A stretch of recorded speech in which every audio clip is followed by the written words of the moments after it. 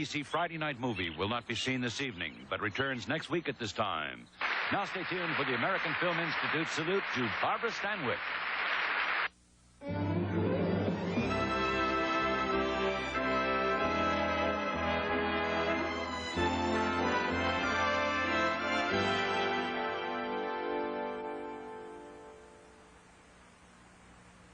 This your girl? I'm my mother's girl.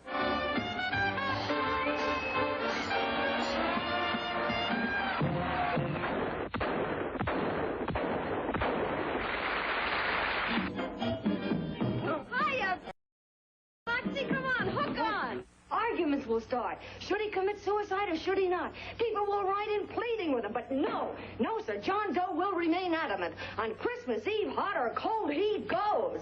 See? I wonder if I could clunk him on the head with this. Don't do that. Hey!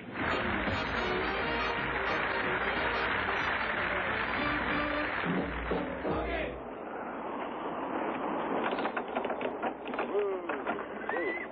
What's the matter? Look upset. I was born upset.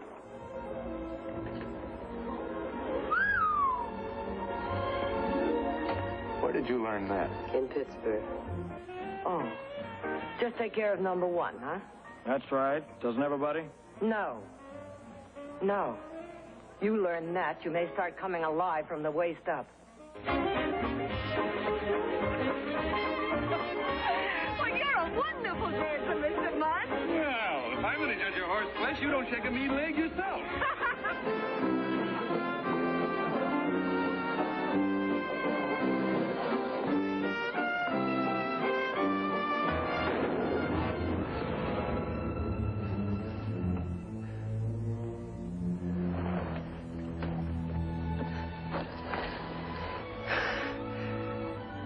Jonesy, you're quite a gal.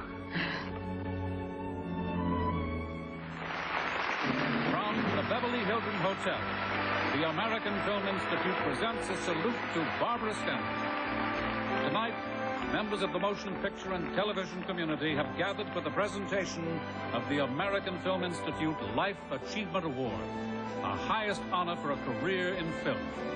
A celebration starring Ann-Margret, Eve Arden, Linda Evans, John Forsythe, Charlton Heston, Shirley MacLaine, Fred MacMurray, Walter Matthau, Robert Wagner, and our host, Jane Fonda.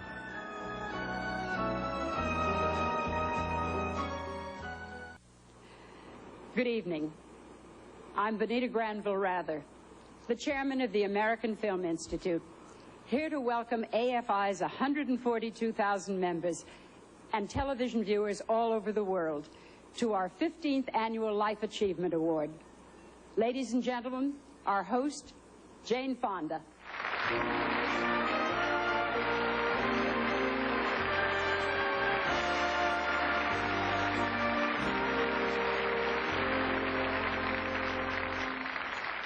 I only made one movie with Barbara Stanwyck. It was my second film, and it was called A Walk on the Wild Side. Barbara played the owner of a New Orleans bordello, and I was one of her new recruits, a character named Kitty Twist. And I promise you, we are not going to show any clips from that film tonight. We have a first this year.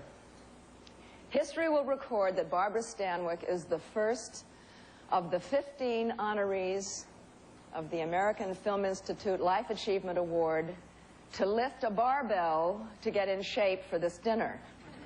And I swear to God I didn't put her up to it. I didn't do it. But she did throw her back out and has been in the St. John's Hospital in considerable pain. But she has come here from the hospital to be with us tonight. She is backstage watching everything.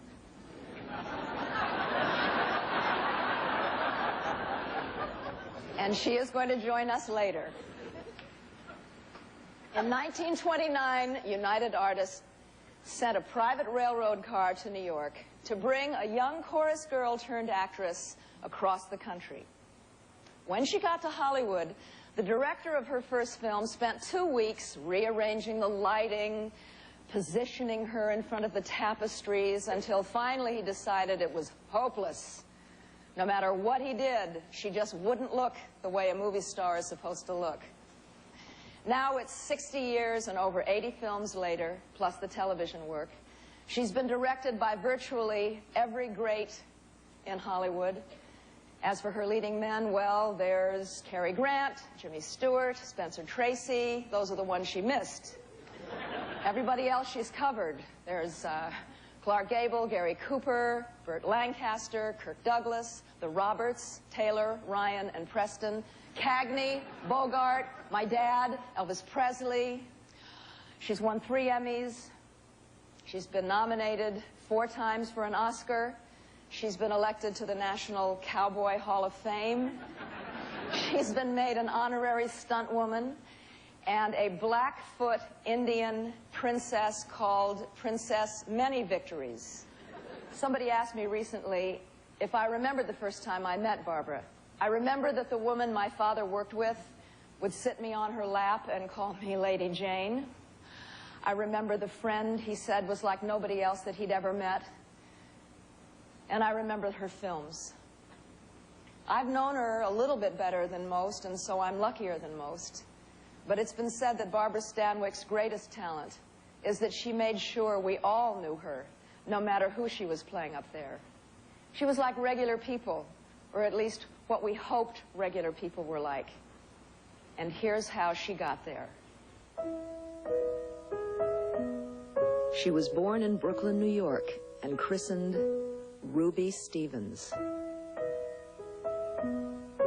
The youngest of 5 children, she was orphaned by the age of 4. Her sister Millie worked as a chorus girl to pay foster homes for Ruby's care. Moving from family to family, an active imagination was Ruby's best friend. In 1918, vaudeville was in its heyday. When her sister landed a job in a New York revue, Ruby was backstage at every show. After years of watching from the wings, she knew what she wanted. She wasted no time. Listing her sister's experience as her own, she landed her first job as a chorus girl. She was 15 years old. Soon she was on Broadway as one of 16 Keep Cool cuties.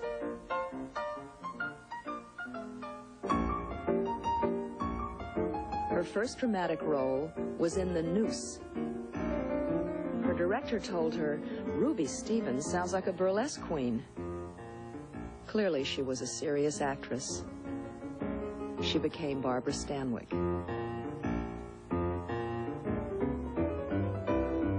Critical acclaim in the hit play Burlesque opened the door to Hollywood.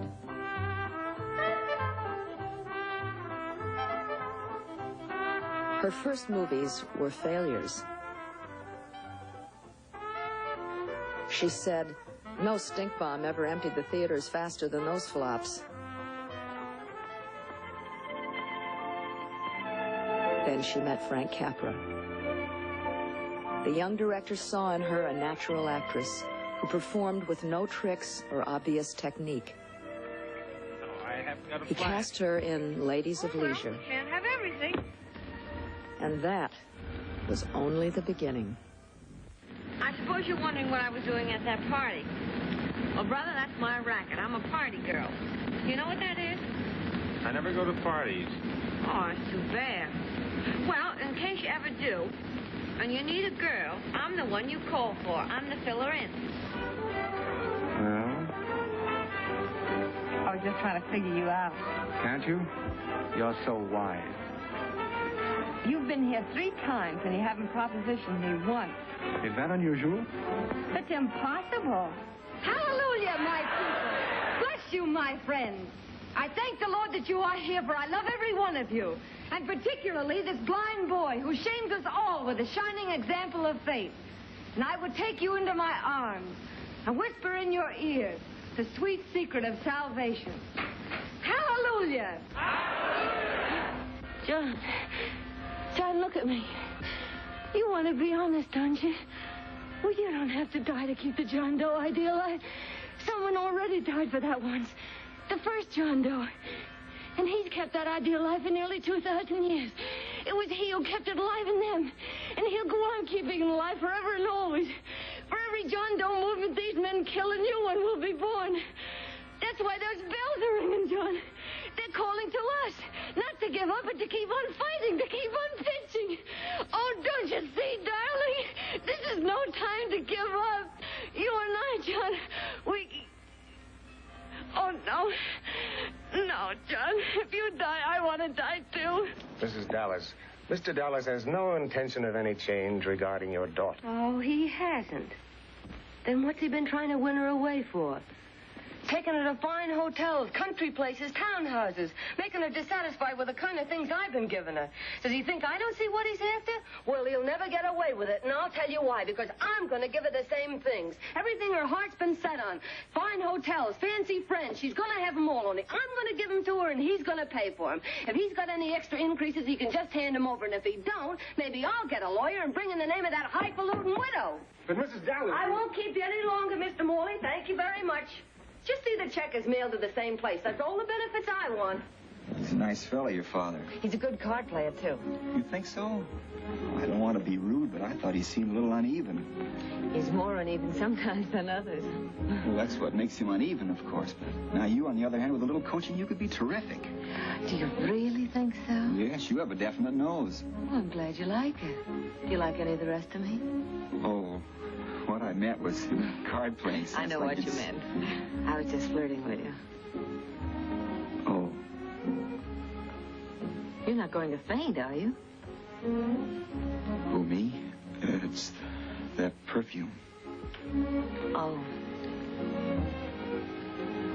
Do you think they're dancing any place on board? Don't you think we ought to go to bed?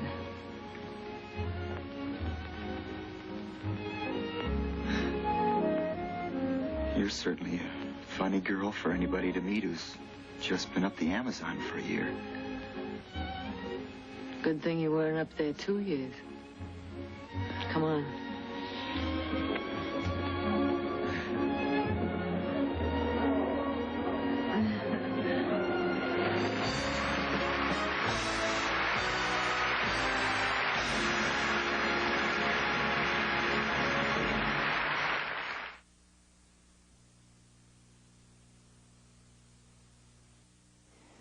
Barbara Stanwyck has said the writer is the key to movie making.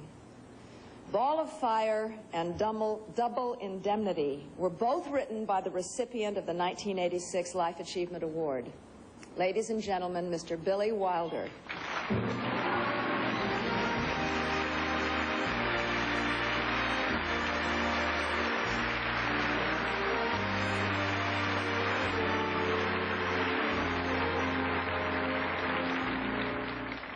About 3 months ago, I got a new office, and I looked through some old papers, and I found there the double indemnity file.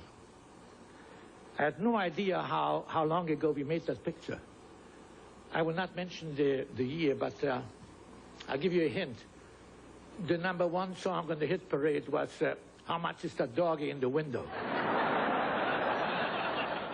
Barbara, wherever you are, there's going to be a lot of praise heaped on you.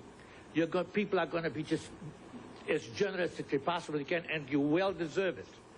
Personally, I would like to say I learned one thing many years ago. Never say this is the best actor or the best actress I've ever worked with. Because the next time you want to star, he or she is going to say, wait a minute, you said Stanwyck was the greatest. Now, what does that make me? Always say, she is one of the 2 greatest stars you work with. And whenever you approach the star, it says, you were the one I meant. Except, of course, for tonight. I hope nobody is watching me. She was the best.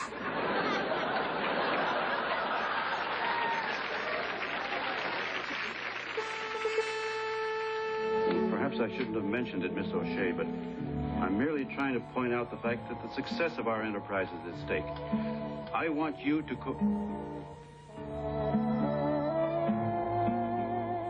cooperate. I want you to leave. Oh, all right, I'll go. But if I'm going to go anyway, I guess I might as well spill it. Spill it? Spill what? Why do you suppose I came here in the first place? But to help with the research. I did not. I came on account of you. Me? And not on account of you needed some slang.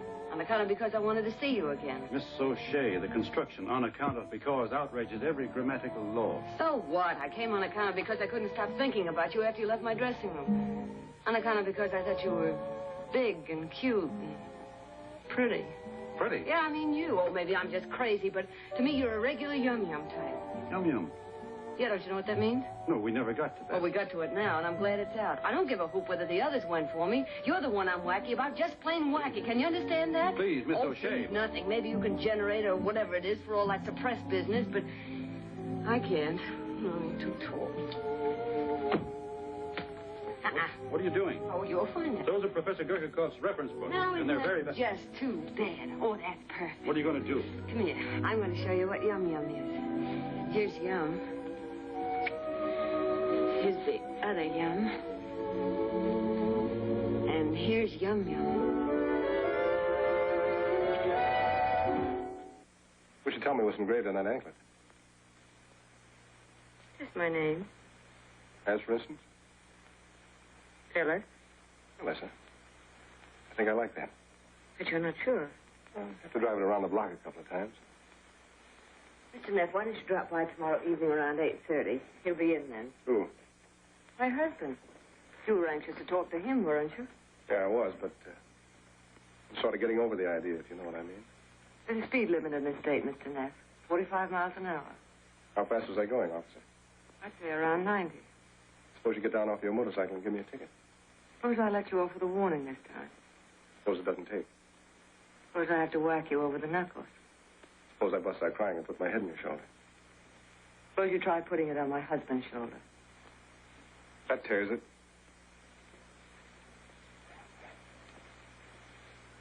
$8:30 tomorrow evening, then. That's what I suggested. You'll be here, too?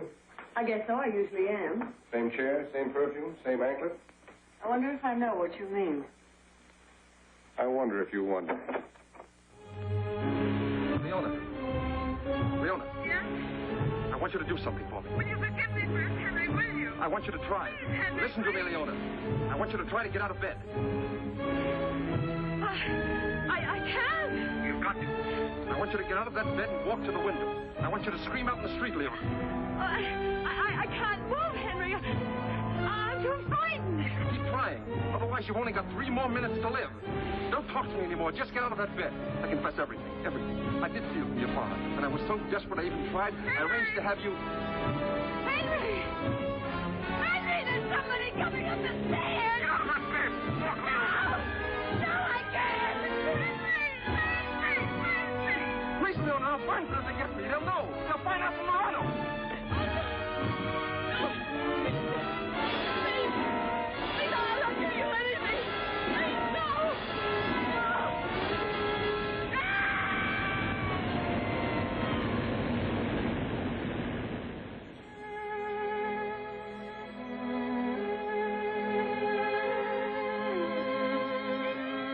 Move along, please.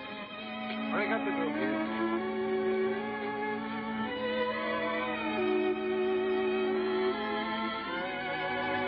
You too, lady. Oh, please, let me see her face when he kisses her, please.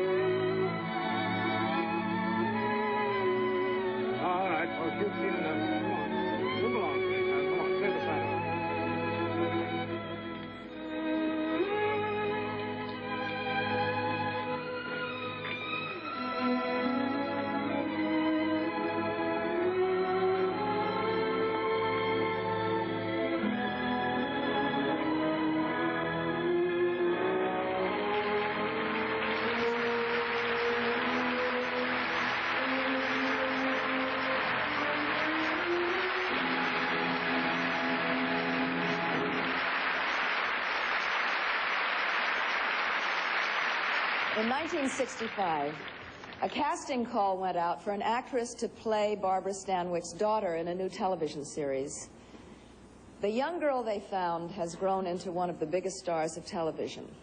Ladies and gentlemen, Linda Evans.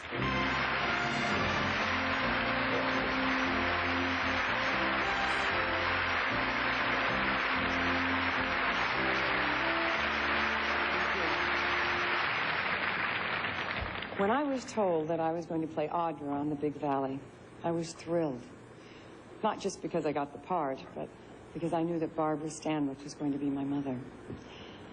So a few months later, while we were shooting, I noticed that she was watching what I was doing, or trying to do. And she pulled me aside and she said, honey, you need more presence. Well, I didn't know what she was talking about. She said, you know, presence. I said, oh, presents. Well, I didn't have a clue, and she knew it. So she said, look, in your next take, I'll show you. I said, oh, thank you. So I was standing behind the door, waiting to make my entrance into the set, and she was standing behind me, and I was waiting for her to tell me. And the camera started rolling, and my cue was coming, and she still hadn't said anything. All of a sudden, the director yelled, action. And just about as I was going to go on, she picked up her foot, kicked me in the butt with her boot, and I went flying onto the set. And she said, now that's presence. I also remember another time while we were working. My mom had just passed away, and Missy knew what I was going through.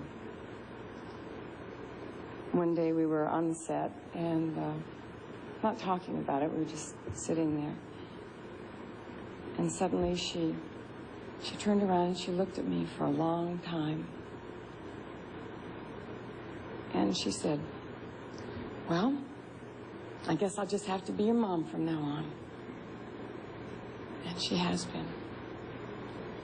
She's been there to help me and to guide me whenever I've asked her. And Missy, I want you to know how much that means to me and how important you are to me. I love you.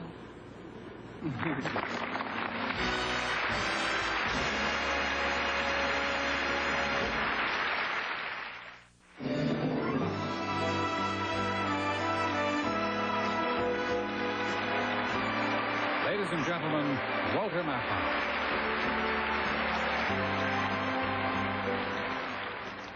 I never worked with Barbara Stanwyck.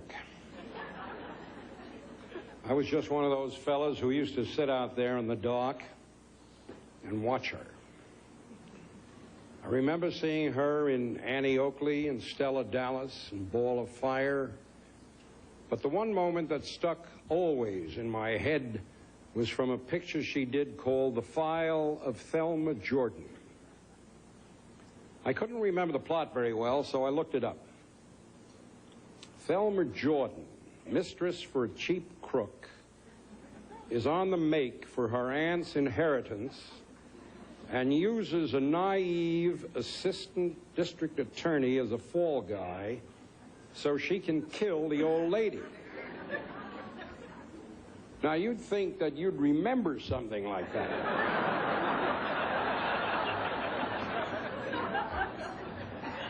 But I just remember this one moment. When Barbara Stanwyck kissed Wendell Corey for the first time, it was a pretty good kiss, at least from where I was sitting. And after it was over, she looked up at him and she said, maybe I'm just a dame and didn't know it.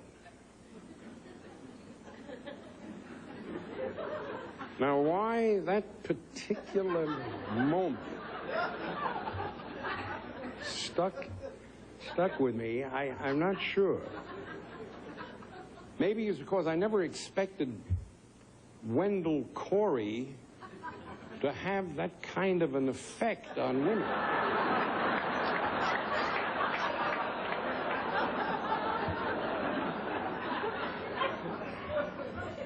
Or maybe it was because Barbara Stanwyck was showing me something that I've never seen before on film.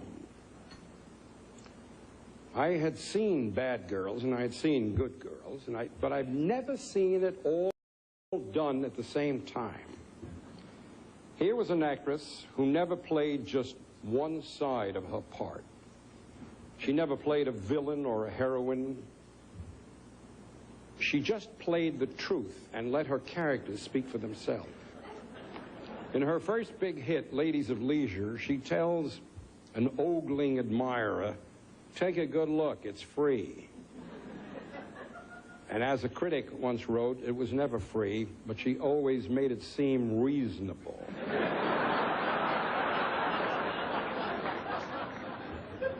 Because when she was good, she was very, very good. But when she was bad, she was terrific. I don't want no whiskey.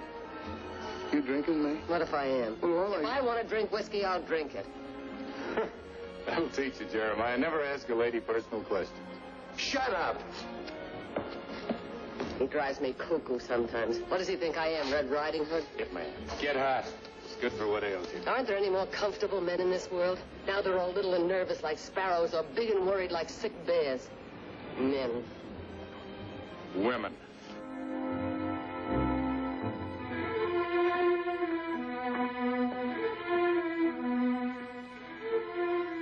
I loved you, Walter, and I hated him.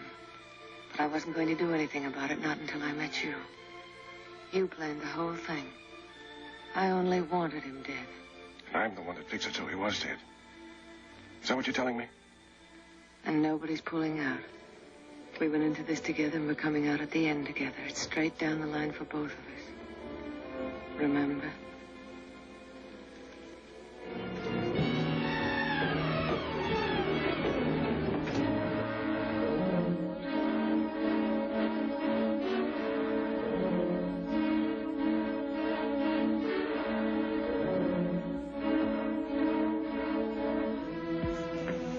Now, Sam. Do it now. Set me free. Set both of us free. He fell down the stairs and fractured his skull. That's how he died. Everybody knows what a heavy drinker he was. Oh, Sam, it can be so easy.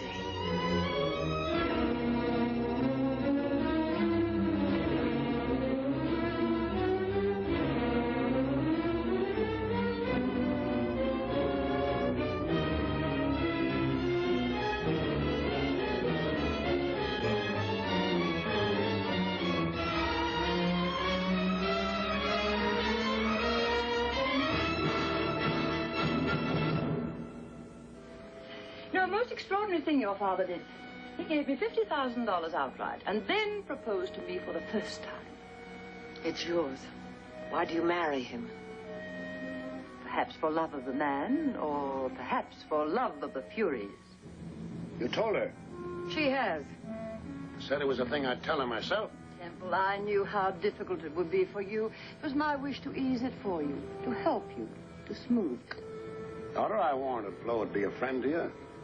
She yanked the blinkers off of me and made me see what an ornery old moss horn I was to her. To work you so very hard, my dear, to compel such self-sacrifice of you.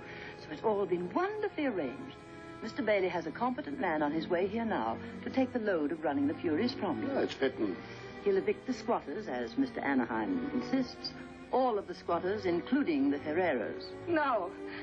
Have your word they're not to be touched. My dear, the entire territory will envy you because you're to make the wonderful grand tour of Europe. I envy you myself, to see all that for the first time. And, my dear, please remember, there will always be room for you at the Furies. There will always be a room for the welfare temple.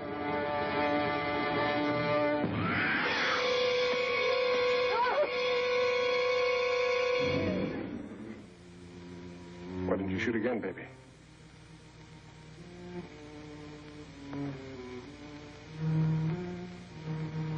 Don't tell me it's because you've been in love with me all this time.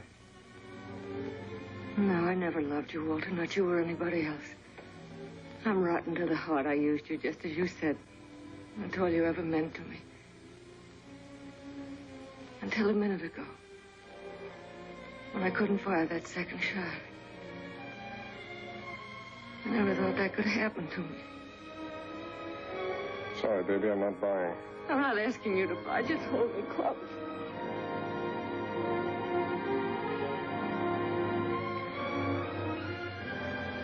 Goodbye, baby.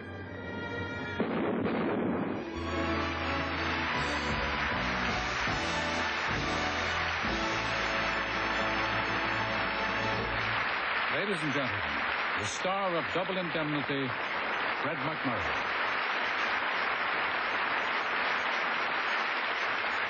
I was lucky enough to make 4 pictures with Barbara. The first one, I was a district attorney, and I sent her to jail. In the second one, I shot her. And in the third picture, I turned her down for another woman. And in the last picture, I sent her over the waterfall. And they were still saying I was the all-American boy at that time. All those pictures had one thing in common. In every one of them, the character I played fell in love with Barbara. And I did too.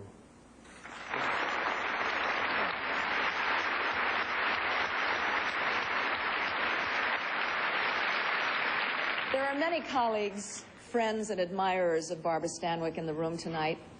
First, the director of the American Film Institute, Jean Furstenberg. For the 3rd year, the Remy Martin Foundation is presenting a scholarship to the outstanding fellow at the Center for Advanced Film and Television Studies. Tonight, we're proud to recognize the winner of this year's Remy Martin Foundation Scholarship in the name of Barbara Stanwyck, Mr. Carl Franklin.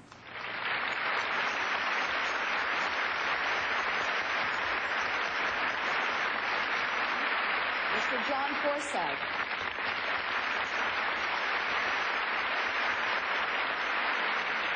I never had the good fortune to work with Barbara Stanwyck in a movie, but I did play a scene with her on our television show, Dynasty.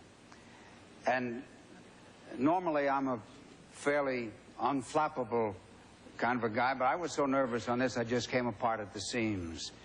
I couldn't remember my lines, and those lines I did remember were so unintelligible it didn't make sense. She sensed that, of course.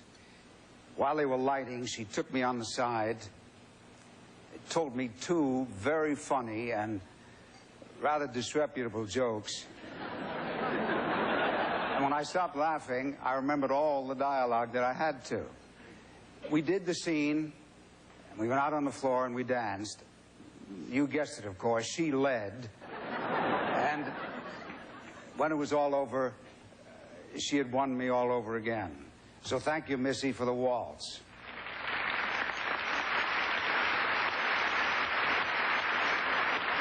They co-starred in the television series The Colbys. The president of the American Film Institute, Charlton Heston.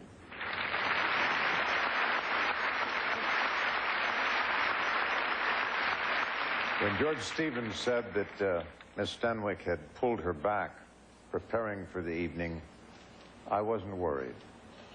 If Barbara Stanwyck says she's going to be here, it's as sure as God in taxes, she will be here. She is a totally dedicated professional, a warm, loyal friend, and an absolutely superb woman. Missy, God bless you. Miss Shirley MacLaine.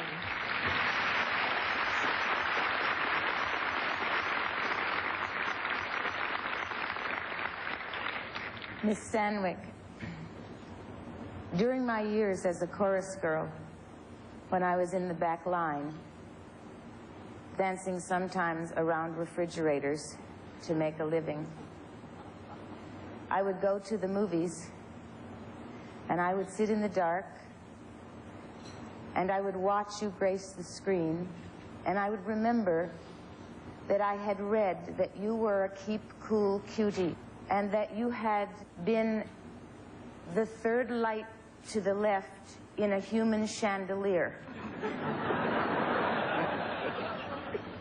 That gave me courage, and you have shed light for me for 40 years.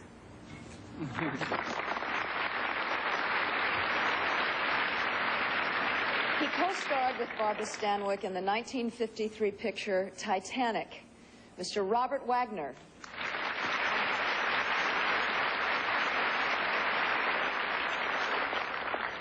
When I was cast in Titanic, I obviously knew I was going to have the opportunity of working with a great actress. What I didn't count on was I was going to be working with one of the greatest ladies that I've ever met and one of the greatest friends that I've ever known. Barbara, it's an honor to be a part of your life. Thank you.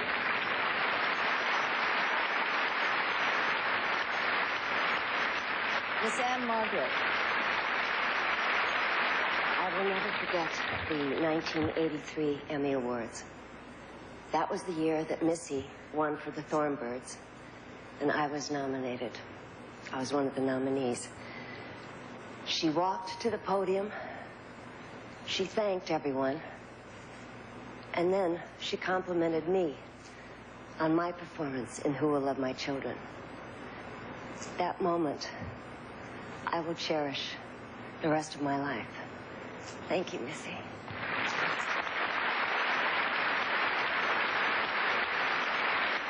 Miss Eve Arden. I only did one picture with Barbara. It was called My Reputation. And this morning I wrote some lovely things about her. I was going to say that she was a lovely, wonderful girl to work with, and we had such fun. But after watching her kill off all those men, Barbara, I'm sorry.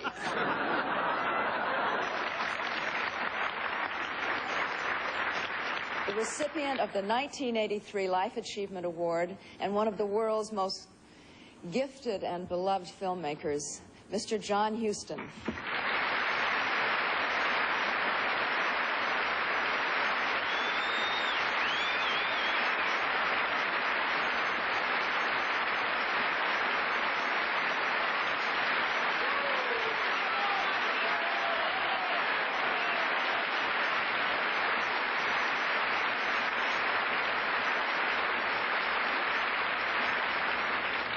I never met Barbara Stanwyck in the flesh.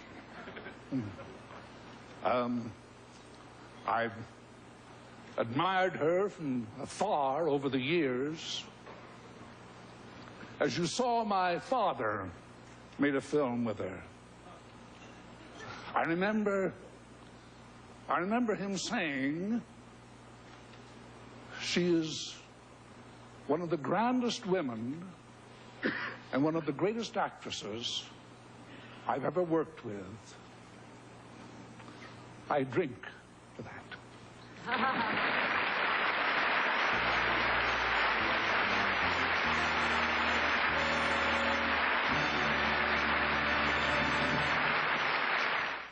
20 years ago, he was named founding director of the American Film Institute. Today, he is co-chairman, Mr. George Stevens, Jr.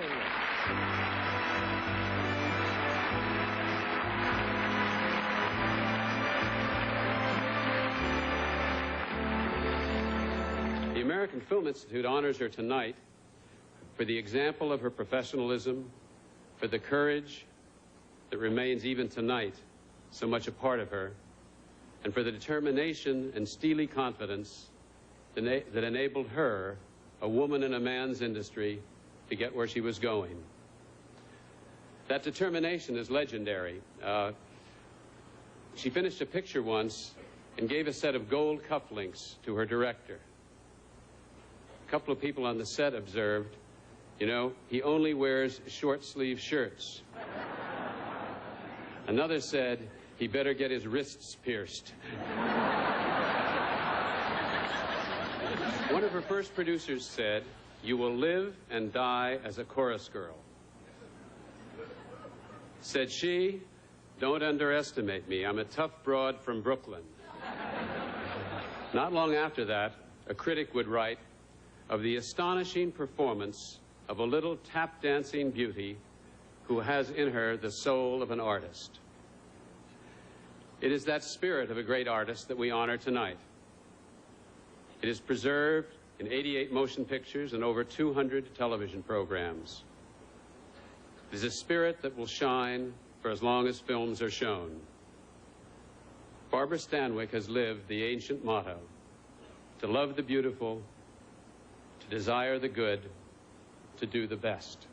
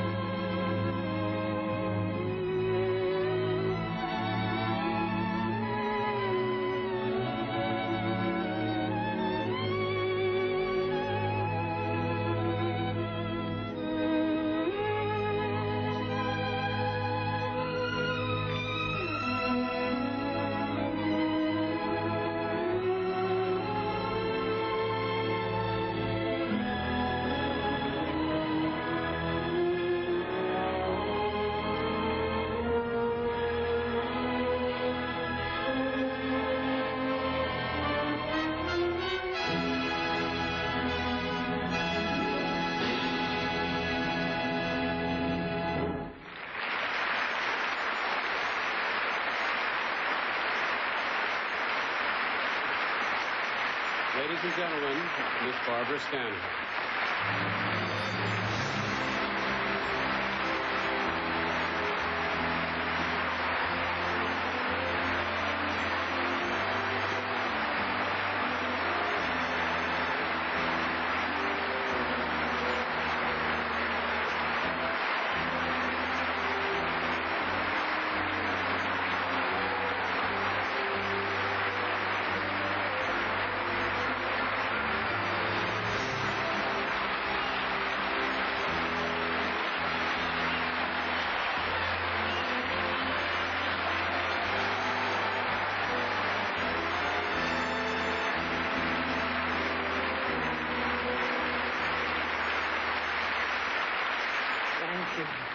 Thank you, ladies and gentlemen. And honest to God, I can't walk on water. Thank you very, very much. And I thank the American Film Institute for this wonderful, wonderful evening. Many, many years ago, Joseph Skink brought me out here in the beginning of talkies to make some films for United Artists. I made one film which bombed. I then went over to Columbia. I bombed there. And I thought, that's it, I better go back to the theater. But there was a man at Columbia, and he saw something, thank God. His name was Frank Capra. He taught me what film was all about, and he taught me what film could do for me and what I could do for film. He took me to the editing room, the property room, even where they make the cost sheets. I knew, before I started, I knew all that. And then each day was a learning process. And it was wonderful. That's why I'm here tonight, Mr. Frank Capra. From then on, other directors, wonderful directors. George Stevens Sr., Frank Capra, of course, Billy Wilder, who taught me to kill. Thank God for him. And I came across so many people who, they gave so much to me of themselves. All along the way, these people have been so wonderful to me. And I have tried, in my own way, to help other people. And it's great fun to do it, believe me. And it's very rewarding when you see the climax. It's a wonderful, wonderful feeling. I love doing it. To all the people who have put me here, they're all part of this. Without them, forget it. The wonderful writers. Oh, God, how important they are. And the directors and the wonderful actors, actresses I've been with. Every one I have learned something from. And I hope I can learn more. And before I say goodnight, a tiny, tiny little line from an old Irish prayer. May the good Lord keep his arms around all of you, always. Thank you.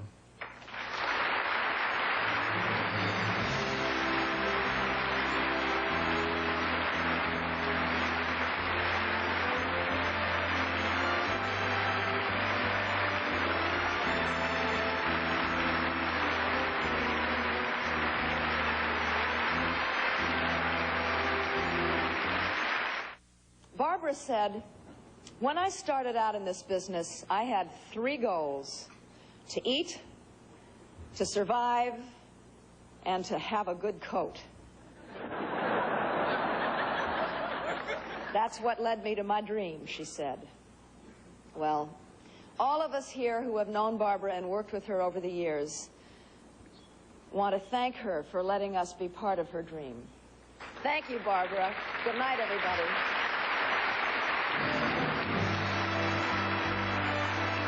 Eastern, by assisting with transportation to Los Angeles, is proud to have been a part of this evening's tribute to Barbara Stanwyck. Eastern, the one to the sun. Monday, live at 8 Eastern, the season premiere of ABC's Monday Night Baseball, when the New York Yankees take on California or Cincinnati at St. Louis. And Monday, following Nightline, an entertaining look at sports stars and their lifestyles on the premiere of Monday Night Sports Night. Wednesday at 9, 8 Central, the plane carrying MacGyver and 4 youthful offenders crashes on a rugged mountain when MacGyver moves to its new day and time for the summer. Then romance comes alive at the St. Gregory. Michelle Phillips and Ephraim Zimbalist Jr. guest star on Hotel. Now stay tuned for The Secret of Addiction, an ABC News close-up next.